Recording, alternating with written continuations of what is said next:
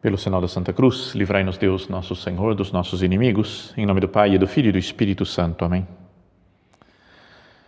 Meu Senhor e meu Deus, creio firmemente que estás aqui, que me vês, que me ouves. Adoro-te com profunda reverência. Peço-te perdão dos meus pecados e graça para fazer com fruto este tempo de oração. Minha Mãe Imaculada, São José, meu Pai e Senhor, meu anjo da guarda, intercedei por mim.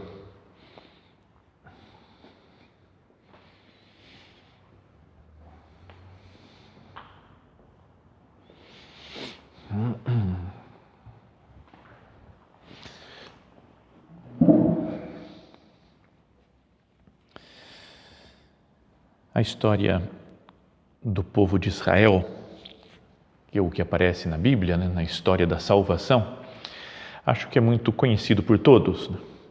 Assim, em linhas muito gerais, fazendo um resumo muito rápido, começa lá com Deus escolhendo Abraão, e depois começa toda a família de Abraão, o Isaac, o seu filho, que Deus o mandou sacrificar até, que depois o poupou, que é uma imagem de nosso Senhor Jesus Cristo. Depois o Isaac tem os dois filhos, Esaú e Jacó, e o direito de primogenitura, ele passa a ser como que o filho mais velho passa a ser de Jacó. E aí a Bíblia começa a contar a história dos filhos de Jacó, que acabaram indo para o Egito em um momento de fome em todo o mundo, porque no Egito conseguiam alimentos. Mas depois foram crescendo, se multiplicando na terra do Egito, e o faraó começou a escravizá-los. Então o povo de Israel começou a ser escravo no país do Egito. Até que Deus manda Moisés para que salve, liberte o povo, com aquelas 10 pragas, convencem o faraó de sair do Egito, fogem do Egito, então atravessam o Mar Vermelho e caminham durante 40 anos, uma longa peregrinação pelo deserto, até a terra prometida, até a terra que Deus lhes tinha prometido. Moisés não entra na terra, apesar de ter visto de longe, subindo no alto do monte, viu a terra santa, a terra prometida, mas quem entra guiando o povo de Israel é Josué. Então tem aquela cena famosa, que eles dão uma volta, a primeira cidade que tomam da terra prometida é Jericó. Então ele dá 7 voltas com o exército, com o povo em volta das muralhas, e as muralhas se caem e eles entram, invadem e tomam a cidade. E assim é dividida a terra para as 12 tribos de Israel. Isso em linhas muito gerais. E isso daí é descrito nos primeiros livros da Bíblia, o Pentateuco, os primeiros 5 livros da Bíblia, e depois no próprio livro de Josué. Então, sendo assim a situação, já tinham tido por 40 anos um grande guia, um mestre, um líder deles, que era Moisés. Depois Moisés passa o bastão para o Josué, que fica sendo o líder daquele povo para entrar na terra prometida. Mas uma vez estabelecidos na terra, não tem um personagem que guie o povo todo longamente. Mas vão aparecendo alguns homens ou mulheres chamados de juízes. E esse é o 7º livro, então, da Bíblia, Livro dos Juízes. E aparecem 12 personagens que, com maior ou menor importância, falando um pouco mais ou um pouco menos deles, eles vão guiando o povo também, enfrentando os adversários, liderando o povo de Israel em alguma guerra, ou pelo menos alguma parte do território de Israel, alguma parte dos filhos de Jacó, dos descendentes dos filhos de Jacó em alguma guerra. Estes são os juízes. Bom, e seguindo então esse nosso costume de algumas meditações, de falar de personagens desconhecidos da Sagrada Escritura, queria falar de um desses juízes. Talvez seja um dos mais conhecidos. Talvez o mais conhecido, o mais famoso é o Sansão, famoso.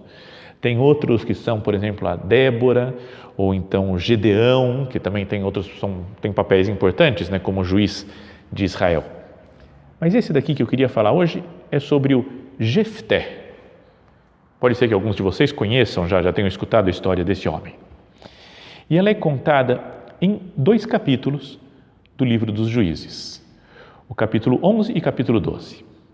Então vamos ler o comecinho desse capítulo 11, que diz assim: o Galaadita, da região lá que ele tinha nascido, em Galaad, o nome do seu pai também era Galaad, falou: Galaadita Jefté era um valente guerreiro. Então essa ideia era, como muitos desses juízes, são guerreiros, são pessoas fortes, decididas, com um sentido de liderança, e que o povo o escolhe para liderar. Mas ele era filho de uma prostituta e do seu pai, que era Galaad. E aí continua dizendo que Galaad teve também filhos da sua esposa. Então depois, parece, ele se casou, e teve outros filhos. Quando estes cresceram, expulsaram Jefté, dizendo-lhe: não terás herança alguma na casa do nosso pai, porque és filho de outra mulher. Então foi expulso, foi abandonado. Fala que por isso Jefté fugiu dos seus irmãos e estabeleceu-se na terra de Tob. Juntaram-se a ele alguns vagabundos e praticavam assaltos. Então olha só como é que era a vida desse homem. Ele era um filho bastardo, então tinha já talvez esse estigma, essa marca de ser talvez rejeitado.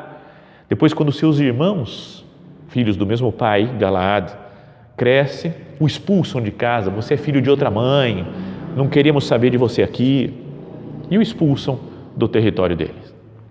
Então ele passa a viver como com um bando de malviventes, assim, fazendo assaltos para conseguir ganhar a vida. Então é um tipo da pior espécie, podíamos dizer. Mas fala que certo tempo depois, os amonitas, uma região um pouquinho mais ao norte, os amonitas entraram em guerra contra Israel. E quando os amonitas declararam a guerra, os anciãos de Galaad, as pessoas mais importantes, os sábios lá de Galaad, até mesmo talvez os irmãos do Jefté, foram buscar Jefté no país de Tob. Disseram-lhe: vem para ser o nosso comandante, vamos combater contra os amonitas. Então, na hora do sufoco, na hora do perigo, quando ia começar uma guerra com um povo inimigo que queria invadi-los e tomar a terra de Israel de novo, a terra santa, a terra prometida, eles se lembram daquela primeira frase, Jefté era um valente guerreiro. E pensaram: nós precisamos do Jefté aqui para cuidar de nós, para nos defender, para ser o líder do nosso exército nessa guerra contra os amonitas. Então esse é um resumo inicial da vida de Jefté. Filho bastardo, os irmãos o expulsam de casa, acaba vivendo com um bando de assaltantes e sendo ele mesmo assaltante, e chega daí o grande momento da sua vida, que é escolhido para liderar o povo na guerra contra os amonitas. Então aí começa a atuação dele, entra em cena mesmo o Jefté. E aparece, não vou ler aqui porque são um pouco longas, teria que acompanhar com um mapa, talvez para entender melhor a história, mas ele escreve para o rei dos amonitas com muita segurança, com muita habilidade diplomática. Ele escreve e fala: olha, veja bem, a história aconteceu, foi assim, assado, esse rei venceu aquele outro, então por isso é que nós estamos com essa terra, a terra é nossa, não é de vocês. Explica, e o rei não quis saber, manda uma réplica para ele, falando que não, que vai entrar em guerra mesmo. Ele escreve outra carta, explicando melhor a situação. É um homem que sabe negociar, que entra com a palavra, com a sua inteligência, para explicar que aquela terra é deles. Mas então fala que o rei dos amonitas não deu ouvidos à mensagem que Jefté lhe enviou. Então ia começar a guerra. Então o Espírito do Senhor veio sobre Jefté. Deus estava do seu lado, o Deus de Israel, o Deus que os tinha libertado do Egito. Agora vem e está do lado de Jefté para guiar o povo de Israel. Como esteve do lado de Moisés, como esteve do lado de Josué, dos outros juízes. O Espírito do Senhor veio sobre Jefté e este, atravessando Galaad e Manassés, passou por Masfa de Galaad, de onde marchou contra os amonitas. E aí tem um acontecimento da vida dele, que ele, diante daquela batalha, que podia ser muito perigosa, podia perder a batalha, podia morrer na batalha, ele fez uma promessa, um voto ao Senhor. E acho que mesmo na época já devia ser meio absurdo, talvez alguns fizessem votos assim, mas nos dias de hoje, ver a promessa que ele fez é das coisas mais ridículas de todos os tempos, é uma coisa absurda, o que ele fala. Fala assim a Sagrada Escritura: Jefté fez um voto ao Senhor, dizendo: se entregares os amonitas em minhas mãos, a primeira pessoa que sair da porta da minha casa para vir ao meu encontro, quando eu voltar vencedor sobre os amonitas, pertencerá ao Senhor, e eu a oferecerei em holocausto. Olha só que coisa doida, né? Ele fala: vou chegar na minha casa e a primeira pessoa que vier a mim, eu vou oferecer como holocausto. Tudo bem, podia ter um rebanho e podia vir uma ovelha a primeira coisa, então eu vou oferecer a ovelha ou um cordeiro, mas poderia vir uma pessoa, um criado, um servo dele.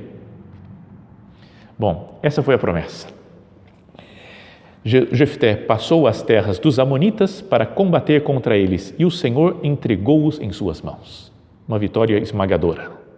Derrotou-os desde Aroer até a entrada de Menite, conquistando 20 cidades, e até Abel-Carmim. Depois é preciso procurar no mapa para entendendo como foi a luta. A derrota foi estrondosa e os amonitas ficaram subjugados pelos israelitas. Então passou a ser um grande líder, Jefté, amado pelo povo. Tinha sido desprezado anos antes pelos seus irmãos e agora era aclamado como líder dessa batalha que venceu os amonitas. Quando Jefté, aí vem o cumprimento da promessa dele, do voto que ele tinha feito. Quando Jefté voltou para sua casa em Masfa, sua filha veio-lhe ao encontro dançando ao som do tamborim. Era a sua filha única. Ele não tinha outro filho nem filha. Tem até uma certa semelhança, me parece, com a história de Abraão, quando Deus manda oferecer o Isaque, que lembrávamos no comecinho. Até o modo da Sagrada Escritura se referir, eles falam: e Abraão tinha o seu filho único, seu filho Isaque. Sabe, vai repetindo a ideia mesmo para falar, é o filho único que ele tem. E ele tem que oferecer para Deus. Na história de Abraão e Isaque, Deus poupou o Isaque, mas aqui não poupou. Não. Sua filha veio recebê-lo, veio ao encontro, dançando ao som do tamborim. Era filha única e ele não tinha outro filho nem filha. Ao vê-la, rasgou as vestes e exclamou: ai, minha filha, tu me abalaste, és a causa da minha desgraça, pois fiz uma promessa ao Senhor e não posso voltar atrás. E a menina, que devia ter muita fé em Deus nosso Senhor e muita confiança no seu pai e sabia que ele devia cumprir a sua palavra, cumprir as Escrituras, ela fala: que duro, meu pai, me deixa pelo menos ficar um tempo indo para a montanha com as minhas amigas, chorando a tristeza da minha vida, e depois eu volto para você me oferecer em sacrifício ao Senhor. E falei, ela foi, passou um tempo com as amigas, voltou, e o pai a matou oferecendo em sacrifício ao Senhor. É muito estranho entender isso. Não é que a gente consiga, na nossa mentalidade de quase mais de 3 mil anos depois disso, não é? Entender em outro país, em outro contexto, no mundo ocidental, é muito louco. Né? Mas essa é a história do Jefté. Depois continua com outras guerras, outras batalhas que ele teve que participar, mas o grande evento da sua vida foi esse. Venceu os amonitas, salvou Israel, passou a ser o juiz de Israel, que governou durante vários anos depois o território de Israel, mas fez um voto e teve que matar a sua própria filha. Quem quiser até ouvir depois com música de fundo para meditar na história do Jefté, tem um oratório, uma peça de um compositor italiano que se chama Carissimi e que se chama, acho que é Jefté mesmo o nome, pode procurar, tem no YouTube, e é uma peça de muita beleza artística. Como muitos artistas se inspiraram sempre na Sagrada Escritura, e até nesse homem um pouco mais desconhecido, tem gente que compôs coisas em sua homenagem. Bom, mas agora, depois de contar essa história, podíamos pensar, né? Voltar outra vez a nos colocar aqui diante do Senhor, de quem estamos já diante desde o começo da meditação, mas falar, Senhor, o que eu posso tirar para a minha vida? Né? Que lições para a minha vida de hoje dessa história do Jefté? Então, a primeira coisa é esse fato, né, dele ser um homem que era filho de uma prostituta, de um caso que o pai teve, e os seus irmãos o desprezam e o expulsam de casa. Para pensar isso, Deus escolhe os fracos para confundir os fortes.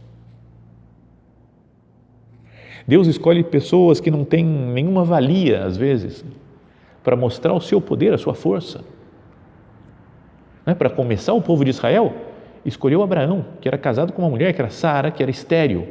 Por que vai escolher um casal velho, idoso e estéril? Para mostrar que a obra é dele, que é ele que salva o homem. Depois, quando vai escolher Moisés para dar sua lei ao povo, escolhe um homem que era gago, que era difícil de palavra, que não conseguia se expressar bem, tem que recorrer ao seu irmão Arão para falar, para se expressar. O próprio São José Maria, ele dizia, né, que ele era um instrumento inepto e surdo, que Deus escolheu o pior que tinha para mostrar que a sua obra era dele, né? Opus Dei, a obra de Deus. Falava que Deus não precisava escrever isso que falam que ele escreve certo por linhas tortas. E o São José Maria falava que ele não precisava nem de caneta para escrever, ele usou a perna de uma mesa, que sou eu, para escrever uma obra maravilhosa no mundo. Se reconhecia pecador, né? Como todos os santos que fizeram coisas grandiosas, sabendo que eram pecadores, miseráveis e que deixaram Deus trabalhar. Então essa é a primeira ideia, Deus escolhe os fracos para confundir os fortes. Deus pode nos escolher para grandes coisas, apesar das nossas misérias. Que ninguém se assuste por ser um homem ou uma mulher miserável, pecador, cheio de defeitos. Deus escolheu Jefté, que era filho de uma prostituta, abandonado pelos irmãos e que se tornou assaltante depois, era bandido, e escolheu para salvar o seu povo. Então essa é a primeira coisa. Senhor, que eu não olhe para os meus méritos, para as minhas qualidades, mas olhe para a sua vontade e para a sua ação. Não é porque eu sou bom que você me escolhe. Às vezes me escolhe precisamente por ser fraco, por ser defeituoso, por ser miserável.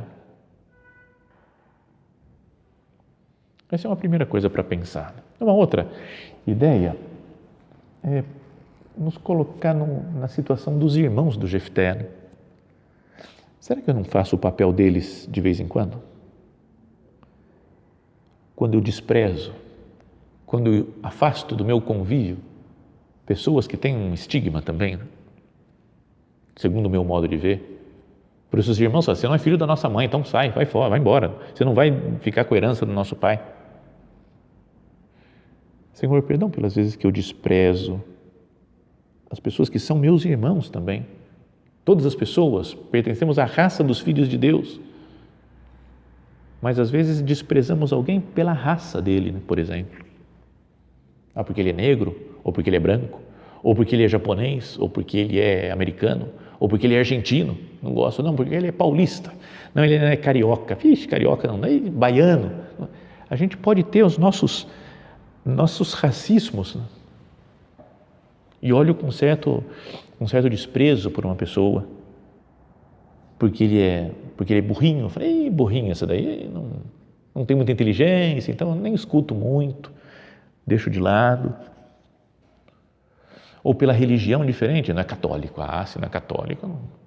Já contei isso de um amigo que agora acho que ele já mudou de ideia, mas há muitos anos atrás ele falava que eu queria viver numa ilha só com católicos, aí sim a vida ia ser boa, só católico. Não é assim a vida, né? O cristianismo, não é isso que Cristo quer. Quer que nós aproximemos todos dele, que bom que todos se convertessem, mas a vida é como a vida é, né? Eu tenho que conviver com pessoas de outras raças, de outras culturas, de outras religiões, de ideias diferentes. Será que eu não desprezo algumas pessoas por terem ideias diferentes das minhas. Penso até nas coisas políticas atuais, né, do nosso país. Um pensa uma coisa, outro pensa outra. Eu desprezo as pessoas que pensam o contrário de mim. Esqueço que é meu irmão. Sou como um dos outros filhos lá do Galaad, que olhou para o Jefté e falou: cara, você não é dos meus. Você não é filho do nosso pai e da nossa mãe. Então tchau, vai embora. Às vezes nós desprezamos as pessoas assim. Perdão, Senhor, pelos meus racismos, pelos meus desprezos, pelas vezes que eu afasto alguém do meu convívio porque tem ideias diferentes das minhas. Depois, uma outra coisa, uma característica boa do Jefté é que ele primeiro, antes de entrar em guerra, ele tentou conversar, explicou as suas razões de por que a terra era deles, por que ele não queria entrar em guerra, insistiu depois, e só depois é que não teve maneira, porque foi atacado, então teve que entrar na guerra. Mas nós às vezes já partimos para a briga direto, nem escuto as razões, as opiniões dos outros. Então uma lição do Jefté, que era filho daquela prostituta, que tinha sido abandonado e que vivia como assaltante, uma lição que podemos tirar dele é de paciência e diálogo. Mesmo com todas as coisas erradas que ele tinha na sua vida. Paciência e diálogo. Eu sou assim, né? Que cada um pense na sua família, como é que é o relacionamento. Tenho paciência, converso, escuto. Para dialogar é preciso escutar o outro, né? O que os outros falam também. E uma coisa que podemos aprender do Jefté é não fazer a promessa do jeito que ele fez. Né? Que isso acho que é o grande absurdo da vida dele, né? Tinha coisas erradas, mas depois estava acertando, e quando estava acertando, pisou na bola. Fez um voto horrível. Num momento, num impulso, sem pensar, talvez. Que nenhum de nós faça essas coisas, né? Porque aí Deus fica parecendo como alguém mau. Não é que eu fico barganhando com Deus. Meu Deus, se você me fizer isso, então eu vou fazer tal coisa. Vou fazer essa coisa super difícil. Será que Deus quer isso daí? Uma troca de favores assim com Ele? Tem um grande livro dos grandes da história, né? Dos mais maravilhosos que já li. Já falamos disso outras vezes dele, mas que é o livro Os Noivos, do Alessandro Manzoni, italiano. E a história dos dois noivos, né? O Renzo e a Lucia, que estão para casar na primeira página do livro praticamente, e aí vai andando o livro, vai andando, não consegue casar por problemas, por rolos que vão aparecendo, por uma peste, né? Que eles acham que vai morrer todo mundo.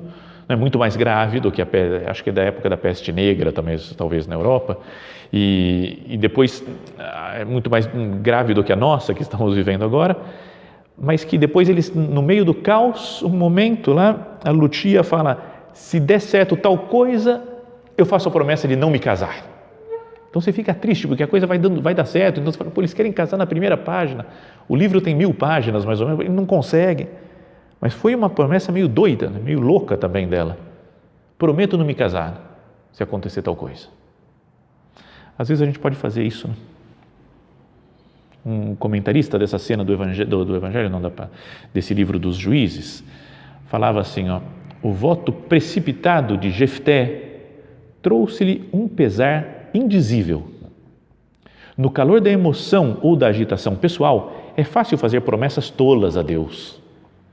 Essas promessas podem parecer muito espirituais quando as fazemos, mas podem produzir apenas culpa e frustração quando somos forçados a cumpri-las.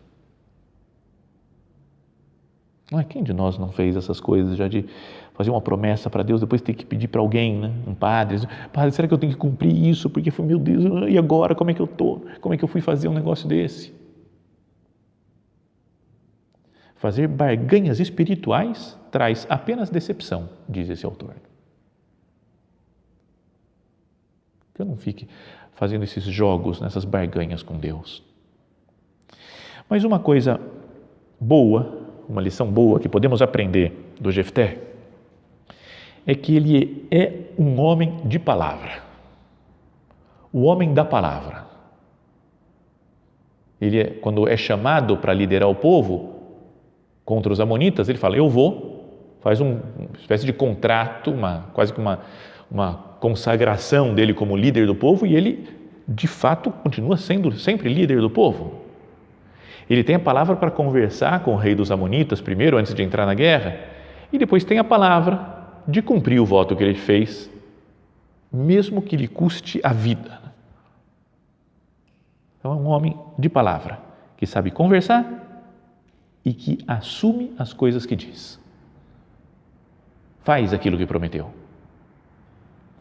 Então aqui a gente poderia perguntar, se perguntar, conversando com o Senhor na nossa oração, e eu, meu Deus? Eu sou um homem de palavra, né? Uma pessoa de palavra.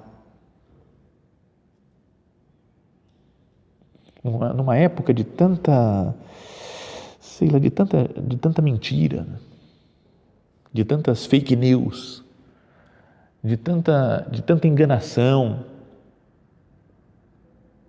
que talvez pelas redes sociais a gente fique sabendo de tanta coisa que é falsa.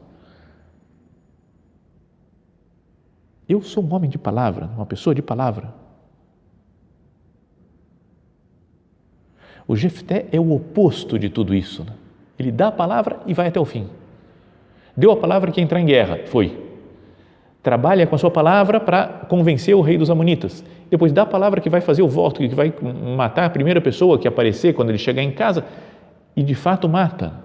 Mesmo tirando se está certo ou errado ele fazer isso, né? Mas o que não se pode negar é que não tem a palavra.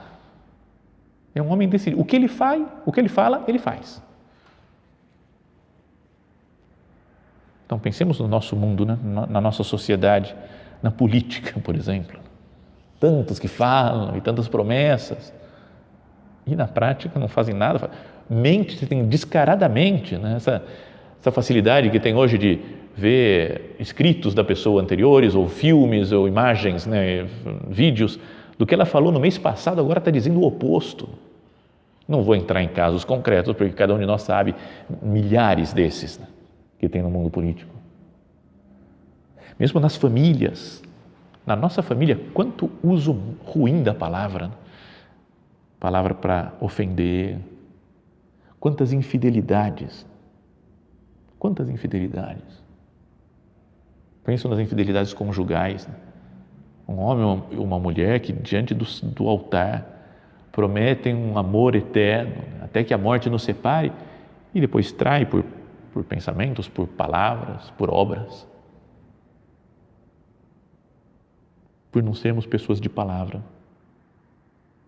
Dentro da igreja, perdão, Senhor, pela parte que nos toca, porque somos infiéis aos nossos compromissos, aos compromissos assumidos com você. Perdão pelas infidelidades à doutrina que Cristo nos deixou.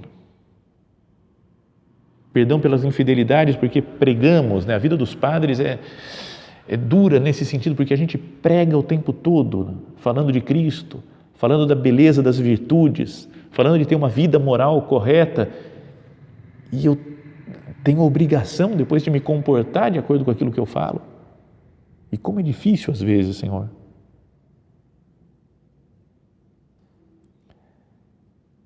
Então, eu sou uma pessoa de palavra. O que eu falo, eu faço, eu cumpro. Assumo compromissos. Falei que vou ajudar uma pessoa e ajudo de fato. Dei a minha palavra para essa daqui, depois não mudo por outras circunstâncias, porque ficou difícil, porque complicou, porque eu não estava contando com esse... Firme na palavra. Então essas são algumas características, né, da vida do Jefté, da história do Jefté, que podem servir para a nossa oração pessoal. Falávamos antes do Abraão, que foi oferecer em sacrifício o seu filho Isaque, mas foi poupado. O anjo do Senhor apareceu e disse: já está provada a tua fé, Abraão, você não me recusou nem o seu filho. E Isaque é então Abraão e Isaque, essa relação, uma imagem da relação entre Deus Pai e Deus Filho, nosso Senhor Jesus Cristo. Mas Jesus Cristo não foi poupado, morreu na cruz pelos nossos pecados, foi oferecido em sacrifício, agradável ao Pai. Essa história do Jefté não faz pensar também em algo semelhante a Cristo também? Ele prometeu oferecer em sacrifício a Deus a sua filha. Ainda que pode ter sido, um voto tolo, uma promessa tola, mas cumpriu com a sua palavra. E é colocado, depois no Novo Testamento, ele aparece uma vez no Novo Testamento como exemplo de homem de fé. O autor da carta aos Hebreus, lá no finalzinho da Bíblia, fala, pela fé atravessaram o Mar Vermelho como se fosse terra seca. Ele vai recordando que os antepassados, os patriarcas fizeram as demonstrações de fé ao longo da história do povo de Israel. E fala, pela fé atravessaram o Mar Vermelho como se fosse terra seca, enquanto os egípcios, tentando fazer o mesmo, se afogaram. Pela fé ruíram os muros de Jericó após as voltas ao seu redor durante 7 dias. Pela fé, a prostituta Raabe não morreu com os incrédulos, porque ela acolheu bem os israelitas, que vieram reconhecer a região. Que mais devo dizer? Não teria tempo de falar ainda sobre Gedeão, Baraque, Sansão, Jefté, e aí cita o nosso personagem, Davi, Samuel e os profetas. Estes, pela fé, conquistaram reinos, exerceram a justiça, foram contemplados com promessas, amordaçaram a boca dos leões, etc. E continua o elogio a esses homens de fé.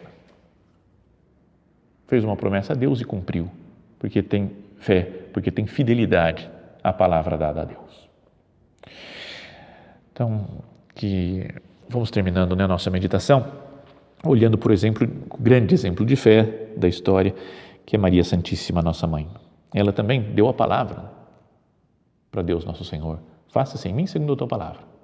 E ela viveu plenamente, totalmente, eternamente esse seu sim. Que nós também sejamos, a exemplo do Jefté e de tantos santos e pessoas de fé da história, especialmente Santa Maria, sejamos também pessoas que vivem de fé, pessoas que têm palavra e a cumprem essa palavra.